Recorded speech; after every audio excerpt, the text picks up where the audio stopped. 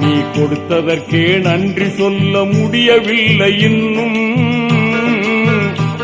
இதில் அடுத்தடுத்து கேட்பதற்கு அஞ்சுதே என் உள்ளம். யா அல்லாஹ் யா அல்லாஹ் சுப்ஹானல்லாஹ். யா அல்லாஹ் யா அல்லாஹ் சுப்ஹானல்லாஹ்.